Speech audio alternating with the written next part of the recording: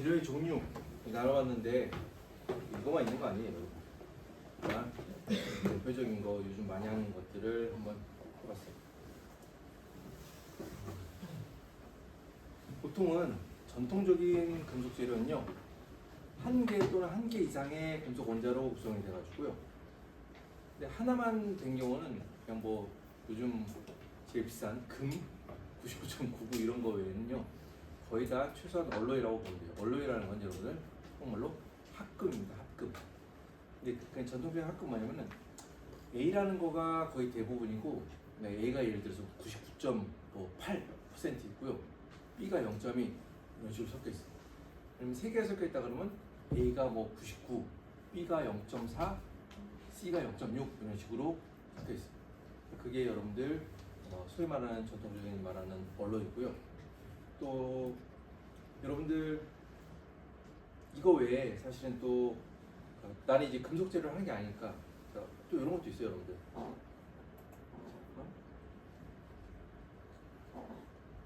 하이 다른 과목에서 배울 거예요. 하이 열려 있고, 이거는 뭐냐면은 4개, 5개의 원소가 섞여 있는데 뭐 A나 B가 거의 주된 뭐 98%, 90%, 80% 이게 아니라 A, B, C, D, E가 예를 들어서 뭐 20, 20, 20, 20, 20 이런 식으로, 아니면 20, 15 뭐 거의, 그러니까 거의 비슷한 숫자로 섞여 있는 그런 금속들이 있습니다. 그래서 우리가 고엔트로피 메탈 뭐 이런 식으로 부르는데 그런 것들도 있습니다, 여러분들. 그리고 그게 요즘 또 많이 하는 거기도 하고. 자, 금속 원소는 다른 비금속 원소와 결합을 할 수 있습니다.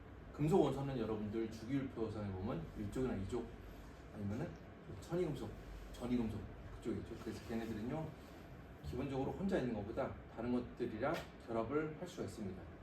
실리콘에다가 탄소가 섞이면은 실리콘 카바이드, 그리고 철이 산화가 되면 아이런 옥사이드 이렇게 돼요. 그리고 금속은요, 거의 대부분이 결정 구조를 가지고 있고, 그리고 일반적으로 전기 전도도, 열 전도도 이런 거는 뭐 아주 우수합니다. 기본적으로 다. 그리고 경우에 따라서는요, 금속도 여러분들 비정질 구조를 가질 수가 있습니다. 금속이라는 게 어떻게 만드냐면 이제 보통 녹였다가 우리가 쓰는 건 이제 고체라 그랬잖아요. 그래서 얘가 멜팅되는 포인트가 못해도 800, 900도, 1000도 이상 된 그런 것을 녹여요.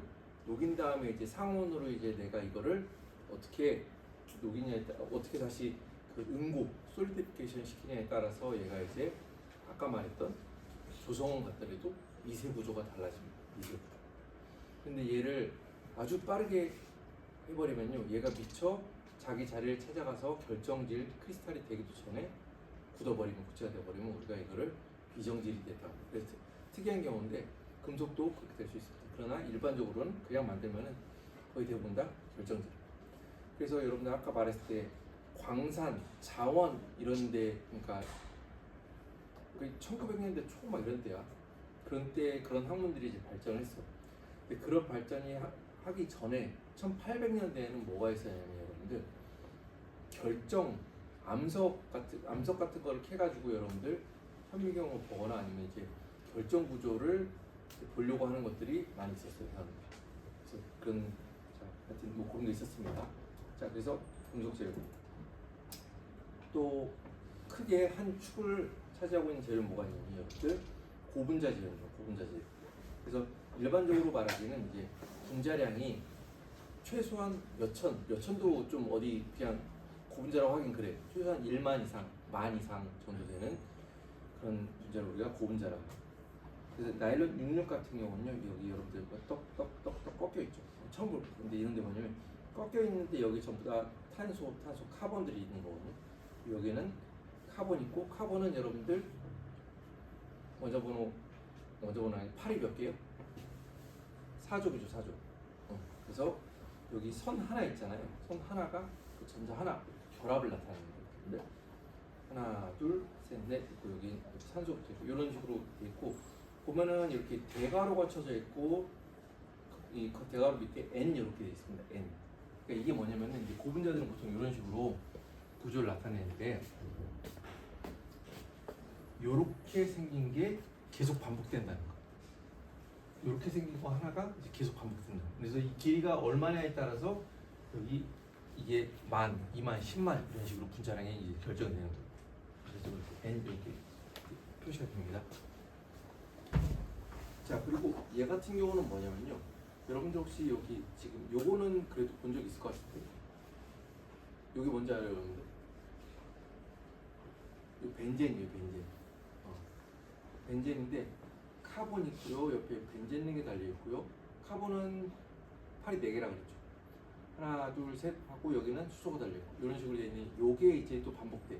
그러면 이게 바로 요거예요. 폴리스타이렌. 여기 보면은 여러분들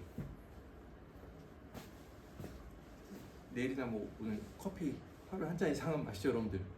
봐봐요. 보면 겉에 무슨 화살표 표시돼 있어가지고 이게 재활용 가능하다 돼 있고 밑에 보면은 PS 돼 있어요. PS. 이게 폴리스타이렌의 PS인 거예요. 근데 요거를 이게 높은 온도에는 못 견디거든. 여러분들 이거 예를 들어서 뭐 담배 뿌리 하면 그냥 녹아버리거든. 근데 커피 이걸 하는데 여러분들 이게 100도를 안 넘잖아. 커피 하는데 100도 펄펄 끓는 거 주지 않잖아. 그보다 낮은 자기네들의 온도가 있잖아요. 거기에 또 직접 닿는 게 아니잖아. 그래서 이게 또 만들기가 되게 싸. 가공하기도 쉽고. 그래서 이 방식을 씁니다. 자, 근데 요거를 만약에 가공을 하는데 좀 다른 식으로 가공을 하면 이제 FOAM이라고 해갖고 약간 좀 부피가 크고 절연 성질이 있는 거를 만들 수가 있어요. 그리고 우리가 스티로폴이라고 하죠. 스티로폴. 그렇죠? 스티로폴이 스타일엔 폼에서 그걸 우리나라 말로 해서 스티로폼이라고 해요. 폴리스타이렌에서 스타일렌인데 약간 그 뭐라 해야 돼요? 거품이라고 해야 돼요. FOAM 그래갖고 그런 식으로 만드는 거를 그러니까 그 재료가 싸니까 사람들이 그냥 단열재로 많이 쓰잖아요. 그런 걸 또 스티로폼 이렇게 돼요. 그래서 이건데 좀 해봐야 되나? 여기 들어가 보면은 구조가 어떻게 생겼고 그런 얘기 나옵니다. 그냥 스티로폼 얘기였구나. 대부분은 여러분들 이 고분자는요 결정질이 아니에요. 비정질이 거의 대부분 비정질이고 또 얘는 전기전도성이 낮아서 대부분 절연체를 사용합니다. 이게 여러분들 일반적인 우리의 생각이고요. 근데 또 이제 1990년대에 이거를 깬 일이 있었죠. 고분자는 전기가 안 통한다 했잖아요. 이런 게 무슨 전기가 통하겠어. 근데 이것도 이제 구조를 다르게 하면 전기를 통할 수가 있거든요. 그래가지고 그걸 가지고 이제 90년대 노벨상도 나왔어요. 전기가 통하는 고분자. 그래서 컨덕티브 폴리머 그래가지고 이거 나왔습니다. 자, 얘는 대부분이 열에 약해요. 보통 한 200도 이렇게 못 견뎌요. 특별한 폴리머만 한 300도, 400도 이렇게 견디는 거고요. 보통은 높은 열에 못 견딥니다. 또 밀도가 낮고 이런 특성들이 있습니다. 자, 또 하나는 세라믹 재료 있어요. 세라믹 재료. 중간고사 이후에 그냥 한 주 정도는 배우는 시간이 있을 거예요, 여러분들. 세라믹 재료. 얘는 뭐냐면 금속이 기본이고요. 금속에다가 이제 비금속 원소가 합쳐진 형태로 되면요, 화학적으로 되게 강한 결합을 하게 됩니다. 그래서 높은 온도에서도 견딜 수 있고요. 그리고 경도, 내마모스, 강도 이런 것들이 높은 특성이 나옵니다. 그래서 우리가 이런 거를 세라믹 재료라고 하고요. 세라믹 재료. 예를 들어서 우주항공 제일 발달한 나라가 미국이죠. 이런 거 스페이스 셔틀을 지금은 이제 이런 걸 안 쓰지만 그 나갔을 때 우주에 나갔을 때 다시 들어올 때 이 겉에 온도가 1000도 이상 넘어가잖아요. 근데 1000도 이상 넘어가는데 얘가 거기에 온도에 견뎌야 되고 그런 특성들이 있었어. 그래가지고 이 겉에를 뭘로 만들었냐면 세라믹 타일을 갖다 붙였어요. 세라믹 타일. 그래가지고 요거를 이제 했다고 해요. 세라믹 타일 붙이는 거를 얘기 들어보니까 근처에 있는 학생들, 대학교 학생들, 인턴 학생들이 붙였다고 들었어요. 이렇게 성능이 우수하고 단열재, 높은 온도에서 견딜 수 있고 절연체라는 건 뭐냐면은 여러분들 단열재, 절연체 들어는 봤지만 막상 다 사실은 크게 관심을 가졌던 단어들이 아니죠. 여러분들 2학년 들어와가지고 전공이 어려운 이유 중에 하나가 뭐냐면은 처음 보는 단어들이 많습니다. 여러분 하나하나 다 익히도록요. 절연체라는 건 뭐냐면은 전기가 통하지 않는 물질. 그러니까 한마디로 뭐냐면은 예를 들어서 여기 우리 전선이 있는데 전선 안에 이게 안에 구리인 거 알죠, 여러분? 구리. 구리를 여러분들이 그냥 맞으면 어떻게 되겠어? 그냥 죽겠지. 근데 거기 전기가 통하지 않게 겉에다가 절연체인 고무로 이렇게 쌓아놓는 거예요. 코드는 이렇게 또 이렇게 딱딱하면 안 돼. 이렇게 좀 약간 휘어지기도 해야 되잖아요. 그래서 고무로 이렇게 쌓았습니다. 자, 절연체라고 하는 거는 전기가 통하지 않는 거예요. 그래서 세라믹 재료는 기본적으로 전기가 잘 통하지 않고 또 단열 특성이 높고 그래요. 자, 오른쪽에 보이는 얘는 뭐냐면요. 나중에 반도체에 관련된 과목을 들으면 알 수 있는데 여러분들 이제 핸드폰 안에 보면요. 핸드폰 화면 보고 있으면 화면 픽셀이 있잖아요. 픽셀과 하나하나마다 여러분들 스위치가 달렸어요. 근데 그 스위치를 기판에 있는 걸 딱 단면으로 잘라서 보면요. 이렇게 생겼어요. 모니터 같은 거 잘라가지고 단면을 보면 이렇게 생겼어요. 유리 위에요. 금속이 있고요. 여기 뭐라고 되어 있어요? SINX라고 되어 있죠. 이게 실리콘 나이트라이드라고 하는 질화물 세라믹 재료예요. SIN하고 뭐라고 밑에 뭐라고 되어 있어요? X 되어 있죠. X. X라는 거는 뭐냐면은 조성이 딱 확실하지 않다는 거예요. 그러니까 좀 약간 베리에이션이 있다는 거예요. 자, 이런 데 쓰입니다, 여러분들 실제로. 자, 또 복합 재료라는 분야도 있습니다. 복합 재료.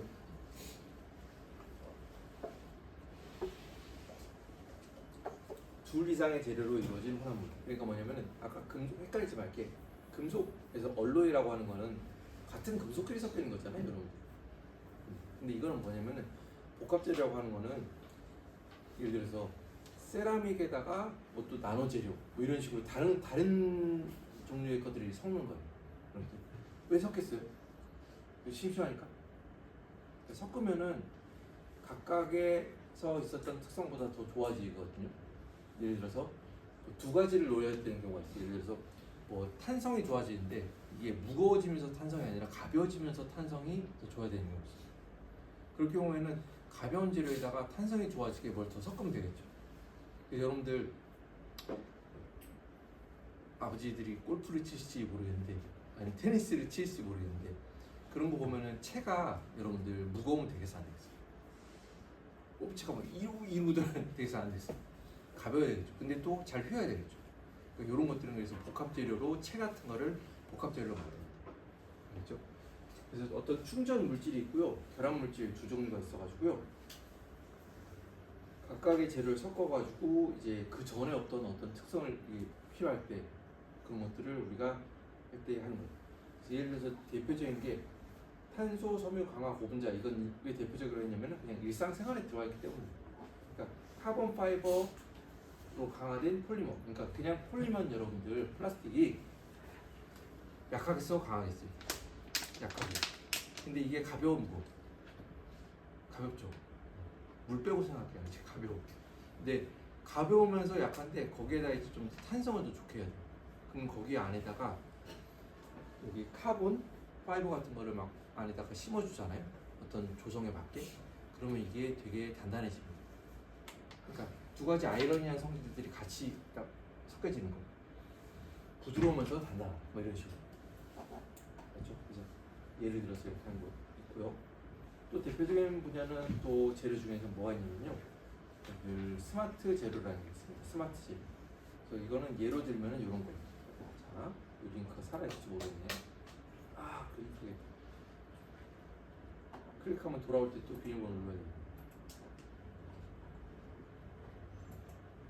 What's so special about this spring? It's made of nickel titanium, which is a shape memory alloy. Shape memory alloys are unique because they can remember their original shape after they are deformed. This is possible because shape memory materials have two crystalline structures. Martensite is the structure at lower temperatures, and austenite is the structure at higher temperatures. 이제 철강공학 배우면 이제 오스테나이트, 마르텐사이트 배울 거거든요. 근데 그게 온도에 따라서 낮은 온도에서는 이거고 높은 온도에서는 저런 거예요. 근데 우리가 When a temperature change or mechanical stress occurs, the structure changes from martensite to austenite or the other way around. When we heat this wire by dropping it in hot water, it returns to a coil as if it remembers its original shape. 뜨거운 물 들어가니까 원래 모양대로 다시 돌아오죠. 이런 식으로 자기 처음의 모양을 기억하고 있는 이런 재료를 줄 수 있어요.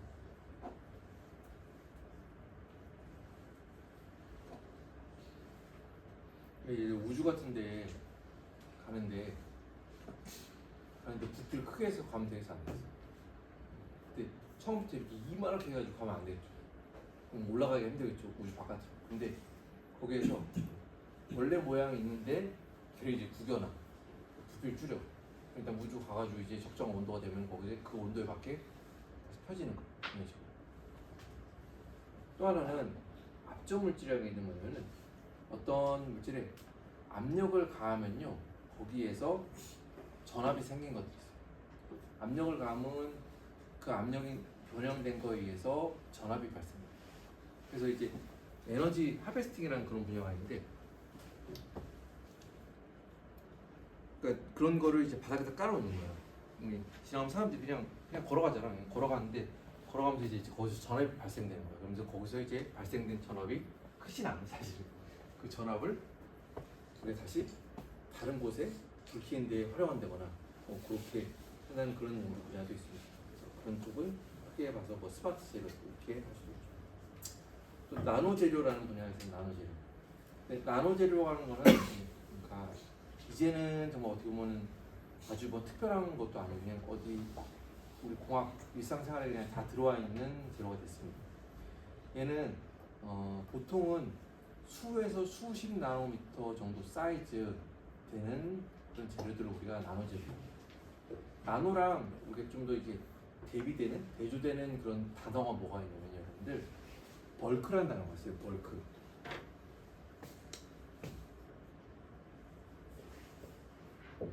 그래서 일단은 이런 것들에 대해 특성에 대해서 보통은 다른 과목에서도 배울 거예요. 어떤 금속을 배우는데 어떤 금속 그냥 눈에 보이는 그런 사이즈 있잖아요. 그런 사이즈를 우리가 그냥 그 벌크하면 단어 자체가 느껴지는 게 뭐야? 큰 거잖아요. 그냥 뭐 이런 사람들 벌크업이라고 하잖아요. 자, 그런 게 있는데 그게 아니라 같은 재료지만 같은 결정 구조를 가졌지만 얘를 내가 만약에 사이즈를 수에서 수십 나노 사이즈로 만약에 확 줄인다면은 벌크에서 가졌던 특성이 그대로 유지될 것인가? 결론은 전압은 아니에요. 예를 들어서 내가 벌크 사이즈로 요만한 어떤 합금 소재를 만들어가지고 얘를 이제 특성을 재봤어요. 인장 특성이 어떻고 경도 하드니스 특성이 어떻고 그런 거 있었어요. 근데 내가 얘를 같은 조성, 같은 결정 구조인데 얘를 수십 나노미터 사이즈로 내가 쑥 바꿨다고 했죠. 그러면 이제 그때는 표면이 차지하는 분율이 이거랑 이제 달라집니다. 전체 부피에서 표면이 차지하는 분율이 달라져요. 그래서 걔네들이 이제 당겼을 때는요, 벌크에서 나타내는 특성이랑 많이 달라집니다. 이게 기계적 특성뿐만이 아니라 열적 특성이나 정적 특성, 과학적 특성 다른 것들 다 마찬가지예요. 그래서 이제 사이즈가 디멘션이 작아지면은 우리가 특성이 달라진다. 그래서 그쪽을 연구하는 부분도 있습니다. 나머지 좀 핫한 거 하는 사람들이 이런 거 하는 거거든요. 근데 꼭 이거 그냥 뭐든지 자기가 잘한 거 찾으면 돼. 주변 보고 있으면 벌크한 거 하는 사람들도 잘 먹고 살아보고 있습니다. 자, 예를 들어서 여러분들 퀀텀 다치라고 여러분들 들어는 봤을 거예요. 여러분들 지금 우리 핸드폰 쓰는데 핸드폰 화면 지금 거의 대부분 다 우리 여러분들 OLED 화면이거든요. OLED 화면. 그런데 차세대 디스플레이로 이제 삼성에서 밀고 있는 게 뭐냐면요, OLED가 아니라 차세대 이제 OLED 전엔 여러분들 이 화면 다 LCD 화면이었던 거 알고 있죠, 여러분들. 노트북은 아직도 LCD예요. 근데 아이패드나 이런 건 이제 나왔나 하여튼 나올 건가 그래. 영문은 벌써 했어. 이제 LCD는 이제 옛날 거가 됐고 화질이 OLED 훨씬 낫거든요. 그래서 OLED를 지금 일상생활에서 사람들이 다 쓰고 있어요. 근데 그거 말고 이제 차세대 디스플레이로 삼성에서 밀고 있는 거는 퀀텀 디스플레이. 얘가 수에서 수십 나노미터 사이즈로 이렇게 만들면요, 여기서 나오는 빛의 순도가 되게 높거든요. 그래서 우리 눈으로 봤을 때 훨씬 더 이제 색깔이 선명해요. 그래서 핸드폰보다는 일단은 TV 쪽으로, 텔레비전 쪽으로 밀고 나가려고. 그래서 뭐 이런 나노 재료가 되면 기존에 알고 있던 벌크 특성과는 여러 가지 앞에서 봤던 여러 가지 6가지 플러스 알파 특성들이 다 달라진다. 그쪽을 연구하는 분야도 있습니다. 나노 재료. 자, 전자재료. 전자재료는 뭐야? 전자재료. 전자 플러스 재료인데, 자 얘는 뭐냐면은 정기적인 특성을 목적으로 사용되거나 연구되는 재료가 전자재료라고 합니다. 내가 그럼 그 되게 웃긴 질문 해볼게요, 여러분들. 마음속으로 대화해보세요. 전자재료라고 하는 거는 전기가 잘 통해야 되나 안 통해야 되나? 어떤 걸 전자재료라고 하나?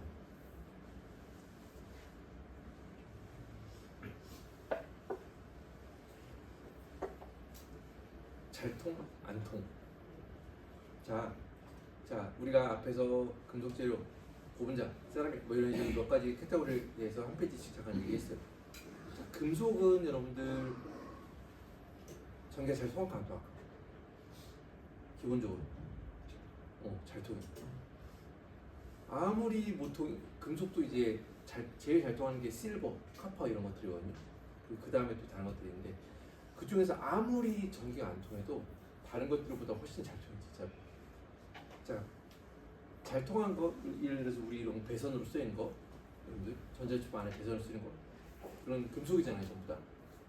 자, 그런 거는 이제 전기가 잘 통하는 거예요. 근데 내가 아까 실버, 나이트라이트 이런 거는 세라믹 재료, 아주 절연체라고 그랬죠. 걔네들은 절연, 전기가 안 통하는 거거든. 근데 전자재료라고 하는 건요, 전기가 잘 통하거나 안 통하거나 다 전자재료예요. 왜냐면은 그 앞에 있는 어떤 재료를 해도 우리가 정기적 특성을 목적으로 우리가 그걸 이제 연구를 한다. 잘 통하게 하는 걸 좀 안 통하게 할 수도 있고, 안 통하게 하는 걸 좀 더 잘 통하게 할 수도 있고, 전기가 잘 흐르거나 안 흐르거나 그거의 문제가 아니라 그 어떤 거라도 간에 정기적인 특성을 가지고 우리가 연구를 한다. 그러면 우리가 그걸 전자재료라고 할 수 있어요. 그러니까 되게 좀 브로드한 거죠, 여러분들. 그러니까 전자재료라고 하는 거에 그 안에 그 카테고리에는요, 앞에서 했던 뭐 복합재료, 보통 그건 아니고 고분자도 들어갈 수가 있고요, 금속재료 들어갈 수 있고요, 나노재료도 다 포함이 될 수가 있어요.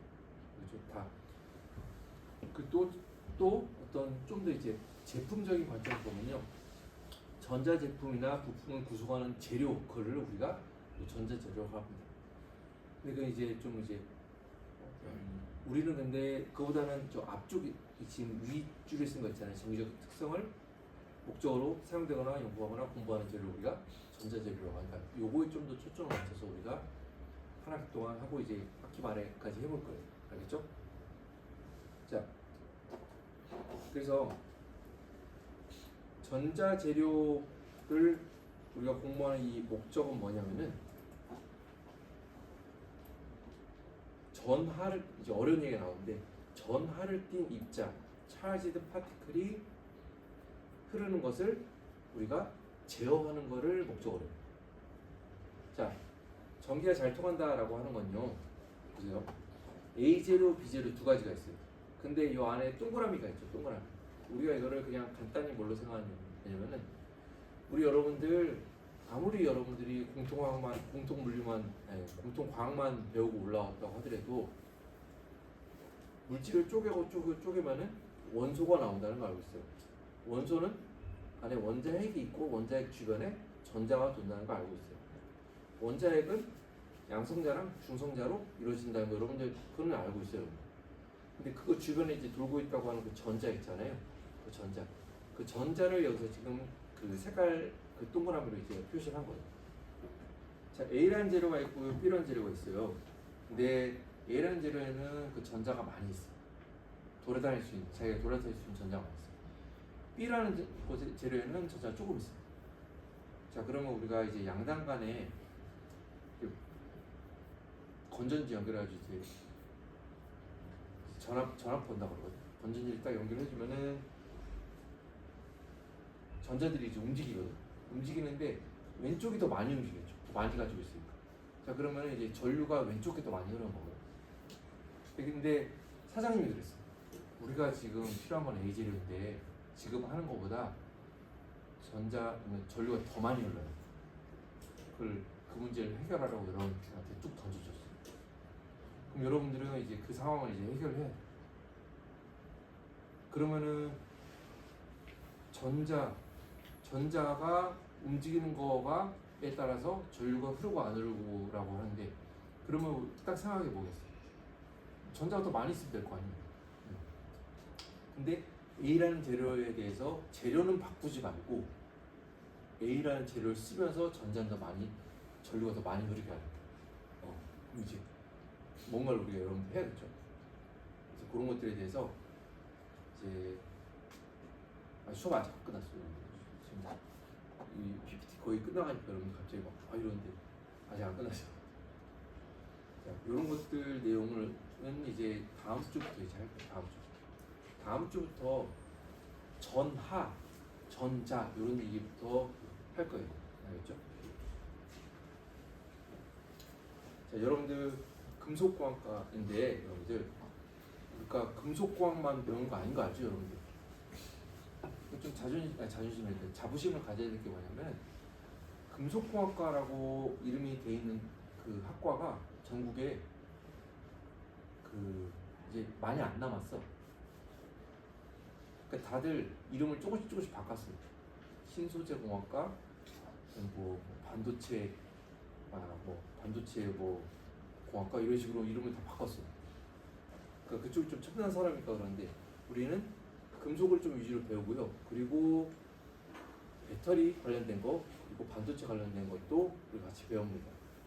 그래서 저는 이제 수업을 이제 2, 3, 4학년 그 할 때 이제 반도체 쪽을 이제 위주로 가르치는데요. 예를 들어서 반도체 쪽에서 저는 반도체 디스플레이 이거 사실은 뭐 취업 준비를 할 때 사실 좀 비슷비슷하거든요. 그쪽에서 쓰이는 여러 가지 소재들, 재료들이 있습니다. 보면요, 기본적으로 우리가 어떤 벌크 재료를 쓰지 않고요. 얘를 두께 한 1마이크로미터나 그 이하로 되는 방막, 핀필름 형태로 만들어서 우리가 대부분 써요. 근데 거기에서 보면요, 금속 도체막도 쓰이고요, 반도체 배우진 않았죠. 반도체라는 것도 쓰이고요, 또 전기가 통하지 않는 절연막 쓰입니다. 그래서 온갖 종류의 재료들이 다 쓰입니다. 그래서 얘네들 다 넓은 의미에서 여러분들 다 전자재료예요. 다 전자재료. 그래서 어떤 데에서는요, 뭘까? 절연막 중에서 전기가 통하지 않는 어떤 부분에서는 전기가 통하지 않는 필름이 필요해요. 틴필름이 필요해요. 근데 거기에서 실리콘이 질소랑 결합한 실리콘 지람막이 필요해요. 근데 또 어떤 데는요, 어떤 부분에서는 실리콘 옥시나이트라이드라는 막이 필요하고요. 어떤 부분에서는 실리콘 나이트라이드가 필요해요. 실리콘 옥시나이트라이드는 얘는 어떤 특성이 있냐면은 얘가 굴절률이라고 하는 빛의 특성이 되게 낮아요. 그래서 그게 낮은 게 요구되는 부분이 있거든요. 거기에서는 실리콘 옥시나이트라이드 이런 걸 쓰고, 실리콘 나이트라이드의 특징은 뭐냐면 되게 막이 치밀합니다. 그래서 어떤 걸 만들어 놓고 그 위에다가 실리콘 나이트라이드라는 걸 딱 덮어버리면은 외부에서 수분과 산소가 침투하기가 힘들어요. 일종의 보호막인 거죠, 보호막. 그런 게 필요한 부분에서는요, 실리콘 옥시나이트라이드를 쓰면 안 되겠지. 그때는 실리콘 나이트라이드 이런 걸 써야겠죠. 또 우리 여러분들 3월달 중에 배울 텐데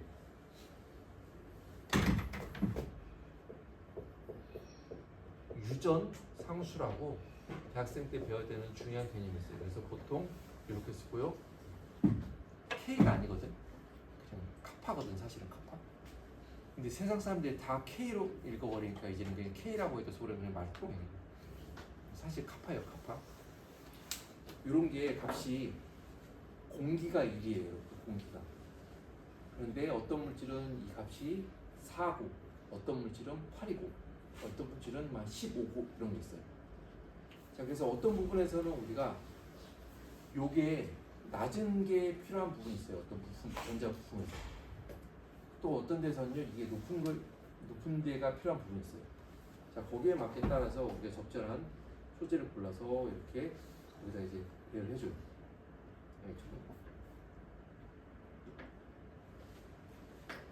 자, 전하를 띤 입자, 그러니까 전자를 생각하면 되는데 그게 얼마나 흐르고 말고 그걸 우리가 컨트롤할 수 있어야 돼. 근데 그러면 우리가 어떤 지표가 있어야 되거든요. 지표. 그래서 이 개념은 하나 알고 가는 게 좋습니다. 그래서 여러분들 전기 전도도라고 있습니다. 전기 전도도라고 있는데 영어로는 뭘까요? 홍수 박사. 일렉트릭 네, 맞습니다.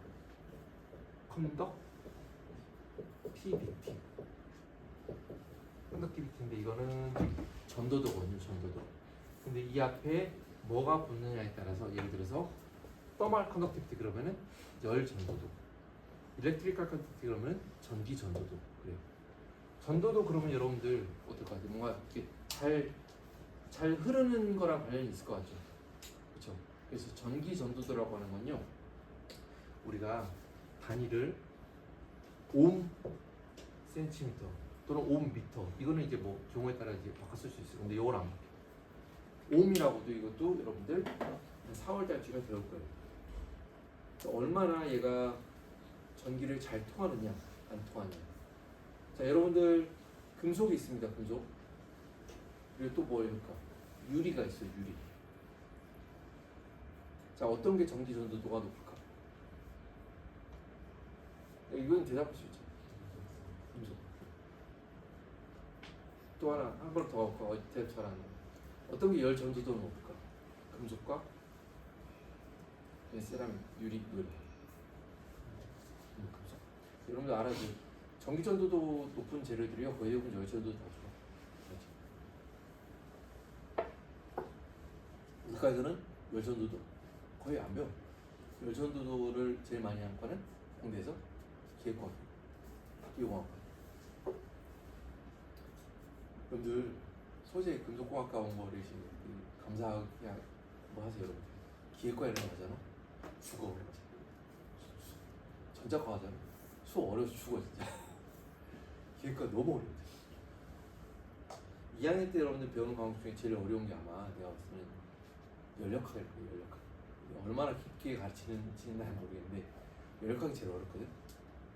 근데 기계과 같은 데 하잖아요. 그게 제일 어려운 과목이 아니라 그냥 어려운 것 중에 하나예요. 다 그런 과목들을 2학년 때 3학년이라 그때 다 그런 과목들만 몇 과목씩. 자, 보세요. 고유 저항 값이 있는데, 잠깐만요.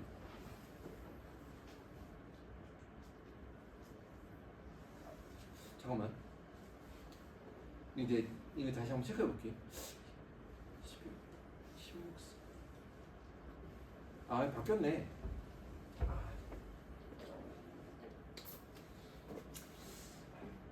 지금 첫 시간부터 이걸 설명하면 여러분들이 이 과목에서 너무 헷갈릴 것 같고, 이거랑 저거 지금 단위가 바뀌었어요. 근데 그거 말고 표로 봅시다. 표. 걔가 전류를 흘려주고 싶어. 전기를 통하게 하고 싶어. 그런데 어떤 거는 잘 안 통하고 어떤 거는 잘 통한다 그러죠. 자, 그러면 내가 통하게 하는 거에 대해서 이 소재 재료가 저항을 나타내겠죠. 저항을.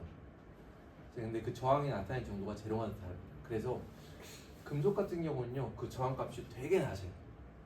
저항값이 되게 낮아요. 그 말은 전류가 잘 통한다는 얘기죠. 그래서 금속 같은 거 보면요, 그런 저항값이 10에서 8승, 10에서 7승 여기서 놀고 있어요. 반면에 폴리스타이렌, 다이아몬드, 운무 이런 것들 있잖아요. 알루미늄 못합니다. 알루미늄 옥사이드예요. 유리 이런 것들은 전기가 안 통하겠죠. 그래서 전기가 흐르는 거에 대해서 저항값이 상당히 크겠죠. 그래서 그런 것들은 이게 값이 10에 16승, 17승, 15승이래요. 자, 그러면은 10에 16승이랑 10에서 8승이랑 몇 승 차이예요, 도대체? 상당히 큰 차이죠, 여러분들. 이런 내용들에 대해서 우리가 하나 동안 배우고, 필기 준비.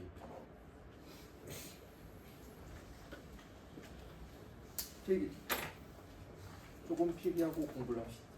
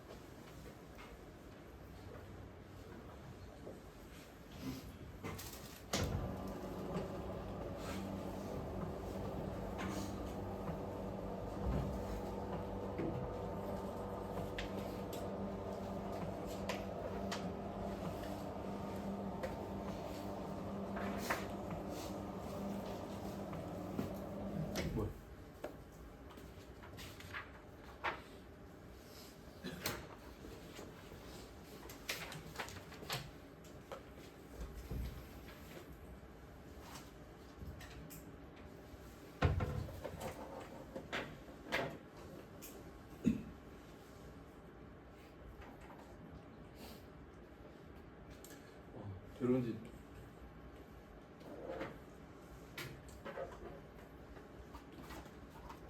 이거 꺼야 되는데 리모컨이 있어? 화살.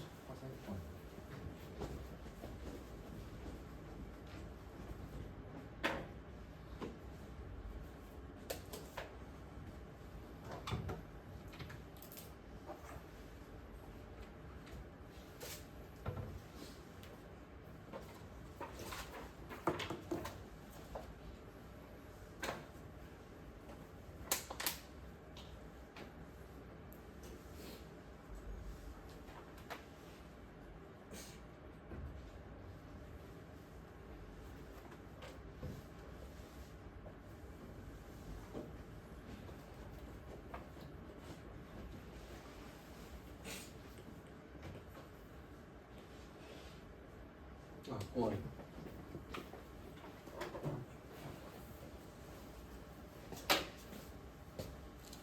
우리 다음 주부터 요거 배울 거잖아요. 네, 요거 배울 건데 요 책의 뭐 챕터 1, 2에서 기본 중요한 내용들 다시 한번 좀 리캡하려고 그러거든요. 여러분들 물리량이라고 있습니다. 물리량. 피지컬 퀀티티인데, 자 우리가 어떤 특성 우리가 앞에서 막 얘기했죠. 기계적 특성, 정적 특성, 자기적 특성이었죠. 근데 그런 거를 우리가 어떤 현상을 보고요. 그 현상을 우리가 측정을 해야 돼요. 그렇지? 그래서 어떤 현상이 있을 때 우리가 그걸 이제 측정하고 그 측정한 걸 계산할 수 있는 양이 있어요. 그래서 전기를 예를 들어서 아까 무슨 전하를 띤 입자 뭐 이런 얘기인데 전자 얘기 있잖아요. 전자는요, 여러분들 걔네들이 가지고 있는 내가 얼만큼의 전기를 띠고 있나라는 양이 있습니다. 우리가 그걸 전하량이라고 한번 화면을 들어봤을 거예요. 그래서 어떤 현상이 있을 때 그 현상에 대해서 우리가 측정하고 계산할 수 있는 물리량을 우리가 물리량이라고 해요. 물리량. 자, 물리량은 근데 크게 두 가지가 있습니다. 반드시 알아야 돼요. 스칼라와 벡터가 있습니다. 그래서 사실 이거는 중학교 때도 수학 시간에 배웠거든요. 스칼라 벡터. 둘의 차이는 뭐예요? 하나는 양에 대한 거고 하나는 양이랑 뭐예요? 방향이죠. 그래서 양 그리고 이거는 양 그리고 양방향 방향이 다르습니다. 그러니까 예를 들어서 내 몸무게는 스칼라야 벡터야? 스칼라죠. 내가 몸무게가 예를 들어 70kg라고 그래.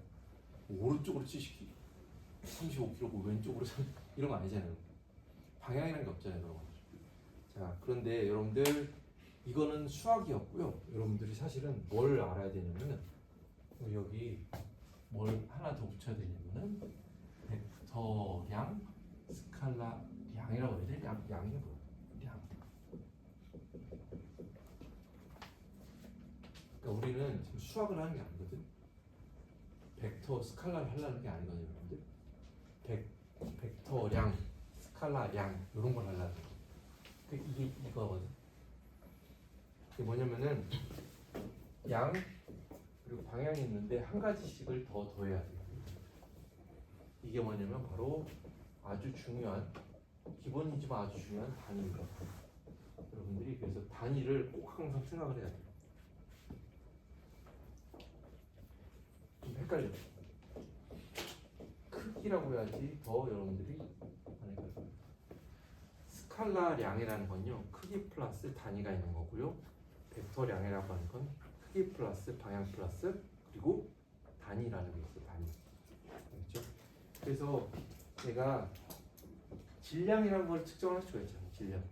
질량이 2kg이다라고 제가 그 물리량을 측정을 했어요.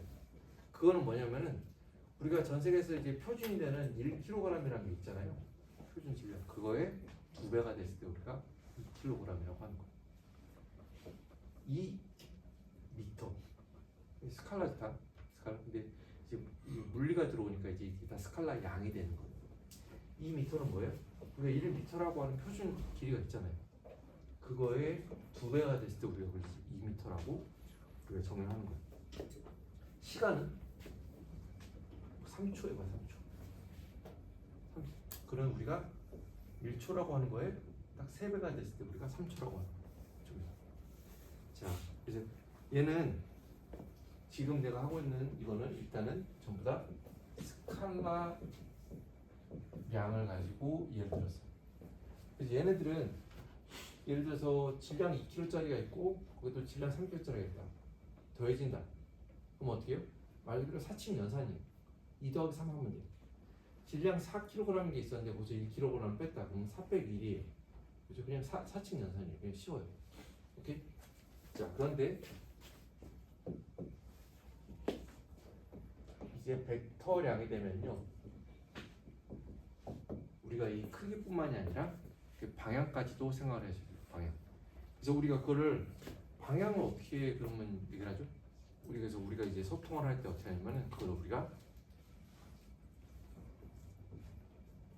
화살표로, 화살표. 그래서 어떤 벡터가 있는데 하나는 이거고 하나는 이거야. 그럼 둘의 방향은 뭐예요? 같아 달라? 같아. 여기 하나는 여기 있고 하나는 여기 있는데요. 벡터는 여러분들 시점이라고 하죠. 시점, 시작점. 시작점을 어떻게 바꿀 수 있어? 그러면은 그러면 얘랑 얘 중에서 크기가 더 큰 게 어떤 거예요? 밑에 거. 그러니까 그걸 어떻게 약속을 했냐면은 화살표의 길이로 약속을 했어요. 화살표의 길이. 좀 화살표 긴 게 더 양이 큰 거야. 그리고 거기 어느 쪽이냐 그건 이제 이 화살표 방향으로 나타나는 거고. 자, 그래서 크기, 방향 플러스 여기서는 단위까지도 우리가 생각을 해요. 예를 들어서 여기에 2kg인 어떤 질량이 2kg인 어떤 물체가 있었다고 칩시다. 근데 내가 여기다가 힘이라고 하는 force라고 하는 물량을 주어줬다 해보세요. 근데 그 힘을 내가 예를 들어서 2뉴턴을 줬다. 근데 그러면 이제 설명이 안 되는 거면 2뉴턴을 내가 이렇게 줬어? 이렇게 줬어? 아니면 이렇게 줬어?에 따라서 이 물체가 그 힘에 대해서 반응해서 움직이는 거는 다 달라집니다. 그렇죠? 그래서 벡터라고 생각할 때는 여러분 방향 꼭 생각해야 돼요. 그래서 스칼라 벡터인데 여러분들 우리가 앞으로 어떤 물리량이 나오잖아요. 여러분들 다 물리랑 화학 기반이 나왔잖아요. 어떤 물리량이 나오잖아요. 그러면 걔가 벡터인지 스칼라인지 여러분들 구별 잘 해야 돼요. 그에 따라서 연산 방법이 그냥 더하고 빼 아니면 방향까지 고려해 이게 달라지는 겁니다. 알겠죠? 그래서 항상 나오면은 예를 들어서 좀 막 하다 보면 나중에 전하량 나오거든. 전하량 첫째 주에 전하량은 그냥 그 방향 없어요. 그냥 더하고 빼고만 하면 돼. 그 스칼라죠, 스칼라. 근데 또 나중에 하다 보면 이게 전기장, 이게 제목이죠. 전기장, 일렉트릭 필드인데 전기장이라고 하는 건 여러분들 벡터량일까요, 스칼라일까요? 벡터량. 자, 우리 여러분들 다음 시간에 이제 거기서부터 시작할 건데 이제 중력장. 우리가 지금 여기 살면서 중력에 영향 안 받는 사람 없어. 중력장 안에 다 살고 있거든. 중력장은 여러분들 벡터량의 스칼라예요. 벡터예요. 지구 중심을 향하고 있어.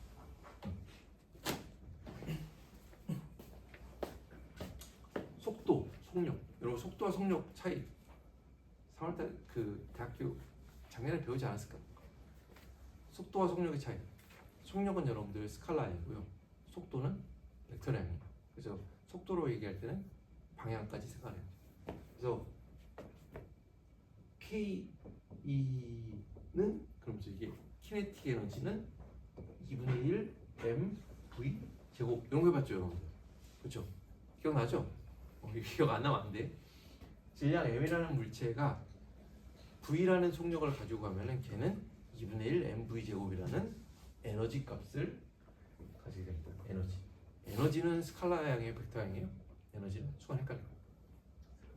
에너지는 스칼라예요. 그래서 여러분 나중에 연력화학 이거랑 배울 때 계속 에너지 얘기 나오거든. 걔는 벡터 아니에요. 그냥 더하기 빼기만 하면 돼. 알았지? 방향 일로 가고 일로가 1줄이고 절로 2줄이고 그런 거 없어. 꼭 여러분들 알아주세요. 다 연결되는 거. 그래서 이제 벡터량 같은 경우는 사칙 연산이 더하기 빼기가 아니라 이제 벡터 연산을 해야 돼. 그럼 벡터 연산하면 순간 어려울 수 있는데 간단해. 두 개. 자, 첫째는 벡터량에서 이제 첫째 벡터량 연산은 두 가지가 있는데요. 하나는 내적입니다. 내적. 그래서 영어로는 뭐 여러 다른 말로는 스칼라고 또는 SCALAR 스칼라 곱을 영어로는 프로덕트라고 해요. 스칼라 프로덕트 또는 닷 프로덕트 내적이니까 이너 프로덕트 다 이제 같은 말입니다.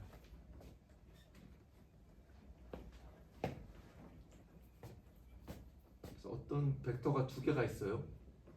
A라는 벡터가 있고요, B라는 벡터가 있어요. 그 둘을 우리가 곱하는 경우가 있거든요. 근데 곱하는 경우가 두 가지가 있어. 하나가 내적이고 두 번째가 외적이에요. 닷 프로덕트, 크로스 프로덕트. 근데 이제 닷 프로덕트 하면은 얘는 약속을 어떻게 하냐면 여기다가 가운데다 이렇게 점을 써. 그래서 그냥 영어로 닷 프로덕트. 근데 얘는 어떻게 정의가 되냐면은 하나 둘 셋 되는 거 이건 정의입니다. A의 크기 곱하기 B의 크기 그리고 코사인 세타. A의 크기 곱하기 B의 크기 곱하기 코사인 세타. 그럼 세타는 뭔데요? 그러면은 A라는 벡터가 이렇게 있고요. 어떤 B라는 벡터가 이렇게 있다고 해보세요. 그러면 둘이 A, B 따로 있었어도 이제 시작점을 딱 맞추면 이렇게 맞추면은 둘이 이루는 각도가 있죠. 각도 180도 있는 각도. 이걸 우리가 이 둘이 이루는 각도라고 하고요. 이거의 코사인 값이에요.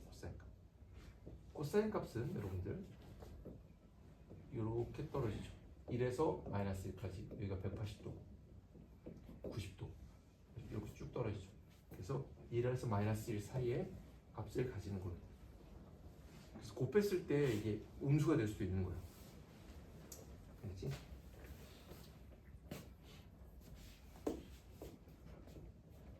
기억을 더듬어 보면은 이런 거를 우리가 본 적 있어요. 어떤 마찰이 없는 바닥면이 있습니다. 거기에 질량 m이라고 하는 물체가 있습니다. 근데 내가 여기다가 예를 들어서 벡터는 여러분들 위에다가 화살표 하는 거 기억나죠? 여러분들 방학이 지났죠? 자, 5N의 힘을 내가 이쪽 방향으로 가했어요. 그러면은 이제 이 물체가 이제 움직여서 여기까지 왔어. 그러면은 여기서부터 여기까지의 거리를 우리가 S라고 하면은 이 S의 변이해가지고 W 이꼴 F.S 이런 거를 본 적이 있어요. 여기 변이 벡터 곱하기 요거 힘하고 둘이 이루는 각도 세타 따져가지고 하죠. 그렇게 되면은 이게 나오는데, 자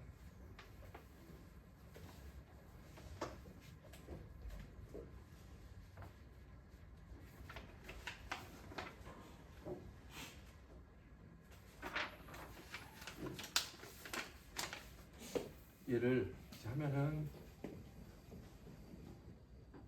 F 요 벡터의 크기 곱하기 S라는 변위라는 건 여러분들 그냥 난 대학교 이렇게 몰랐어.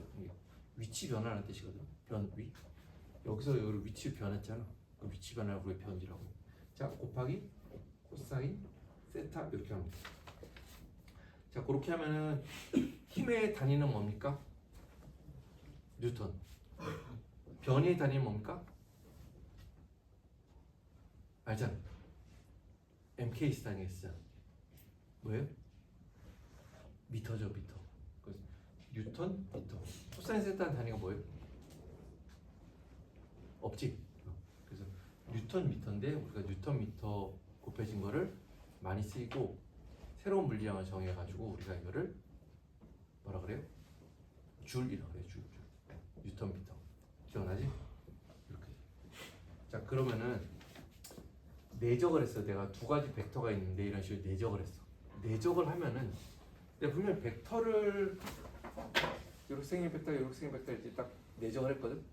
내적을 해서 할 때 크기 곱하기 둘이 이루는 각도 이렇게 있다 그랬어. 그러면 이게 뉴턴이고 미터래. 이게 새로 다니는 뭐야? 줄 이렇게 썼어. 근데 그러면은 새로 나오는 이제 W 있고 FS 이렇게 썼는데 이 둘을 곱했는데 내적을 했는데 그럼 새로 나오는 이 물리량 이거는 스칼라일까 벡터일까? 중요합니다. 벡터를 곱했어. 그럼 뭐가 될까? 스칼라야 스칼라. 자 여러분들 중요합니다. 스칼라는 사칙 연산을 하잖아요. 그럼 끝까지 스칼라야. 알지? 쟤는 더 하나 빼라 그냥 다 스칼라야. 근데 이제 벡터에서는 뭐냐면은 또 모든 앞으로 나오는 물질량이 전부 다 벡터 아니면 스칼라 둘 중에 하나거든. 근데 벡터는요 내적이 있고 외적이 있는데요. 벡터는 내적을 하잖아요. 그럼 그 나오는 그 값이 스칼라예요. 외적을 하면요. 외적을 하면 벡터. 그러니까 벡터의 곱셈을 하면요.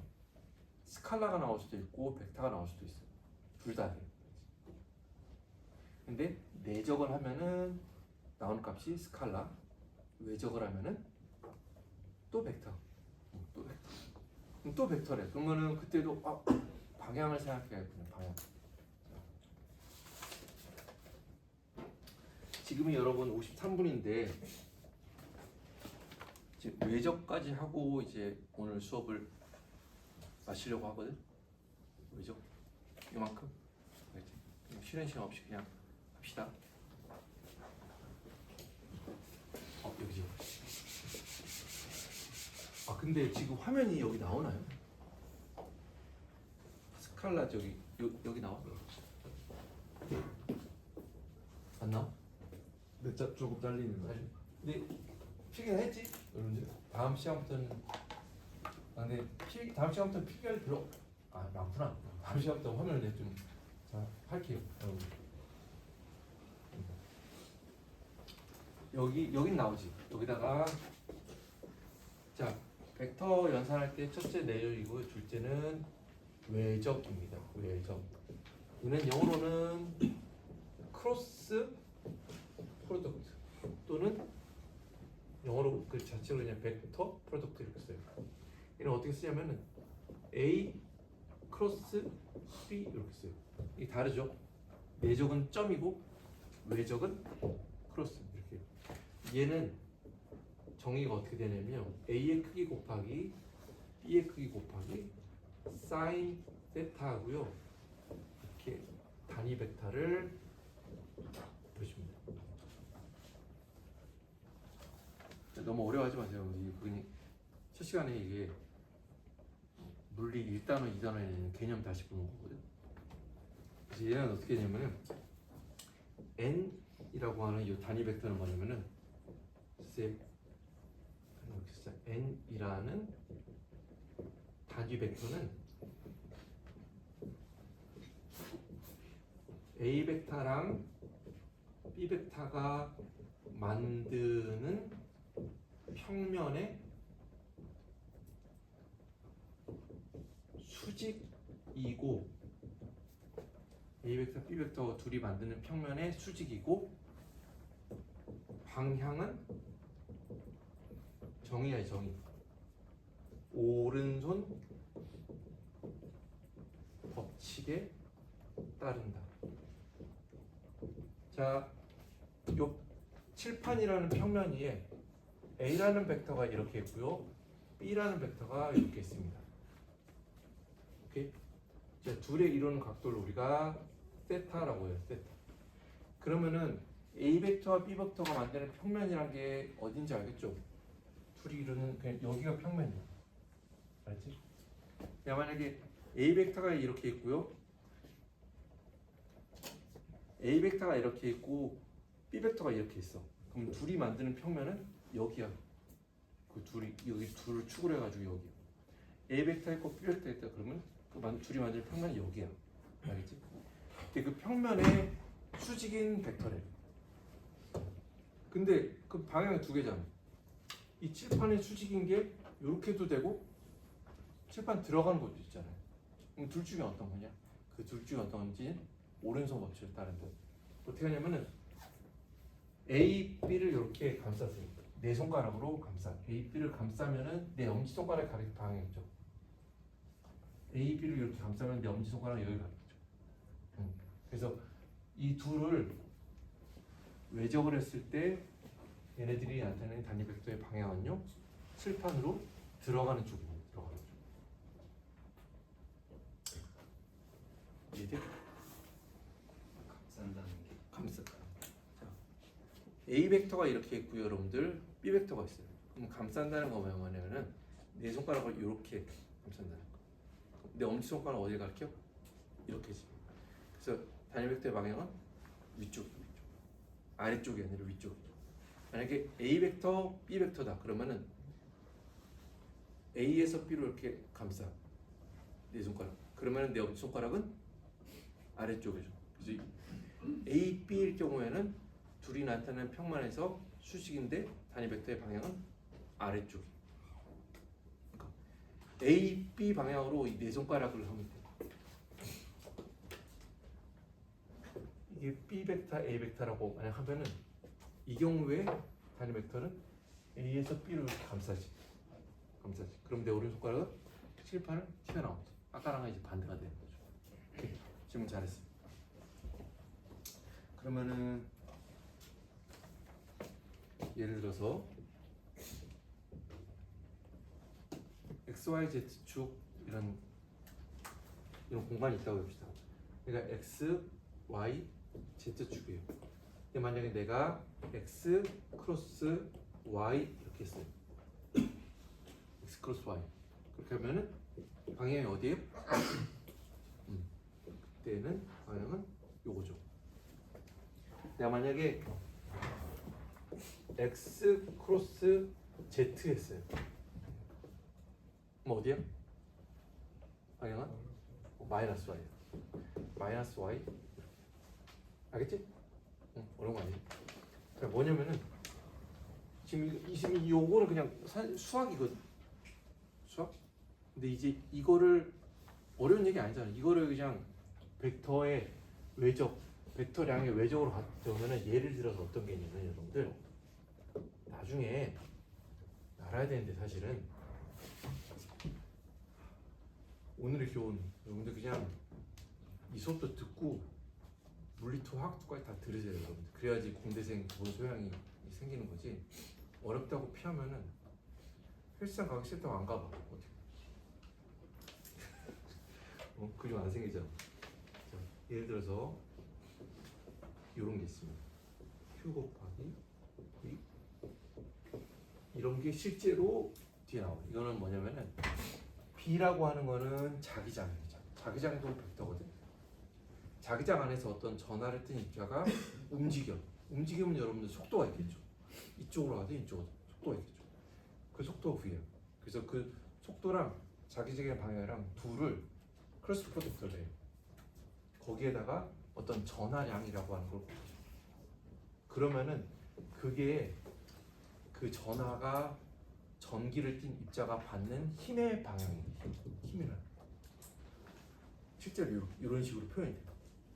그래서 V가 어디야, B가 어디 해가지고 이렇게 해가지고 방향을 따져갖고 그러면은 이렇게 움직이고 있는 입자가 만약 거기에 자기장이 주어진다면 걔는 자기장이 주어졌을 때 운동 방향이 이렇게 될 것이다를 예상할 수 있어. 그래서 둘 다 벡터이기 때문에 얘네들은 이제 외적을 해야 돼. 그래서 외적을 하면은 그 결과값은 뭐냐? 벡터예요. 벡터의 연산은 내적과 외적이 있는데 중요합니다. 내적을 하면은 결과는 스칼라고요. 외적을 하면은 벡터예요. 내적으로 했던 거 이렇게 때 했던 거 대표적인 예가 바로 이례정 W 이퀄 FS 요거고요. 외적은 뭐 그냥 뭐 여러 가지 있어. 그냥 여러 대응 그냥 하나 보여준 거. 알겠죠? 꼭 기억하고요. 오늘 배운 거 요거 집에 가서 복습하는데 한 3시간 걸리겠지. 그래서 못하겠지 도저히. 하면 안 될 것 같지? 30분은 안 걸릴 것 같은데. 앞에 거 재료가 그 PPT 쭉 보고. 그래서 제품의 재료의 정기적 성질에 대해서 관심이 있는 게 전자재료구나. 근데 그거에 위해서는 전자재료니까 전자를 배워야 되는데 이번에 배우는데 결국 물리를 처음 배울 건데 챕터 1이나 2에 나와 있는 기본적인 물리량에 대해서 연산, 벡터량, 스칼라량에 대해서 배웠구나. 특별히 쟤는 그냥 사칙 연산인데 벡터는 연산이 두 종류가 있고 그 결과는 스칼라가 될 수도 있고 벡터가 될 수도 있구나. 방향이 중요하구나. 여러분들 그거 하는데 시간 오래 걸렸지. 힘들어서 못 자겠지. 그래서 하세요 여러분들. 네. 여러분들 첫 수업이고요. 앞으로 한 15주 16주 수업 여러분들 같이 잘해봅시다. 오늘 수고했습니다 여러분들.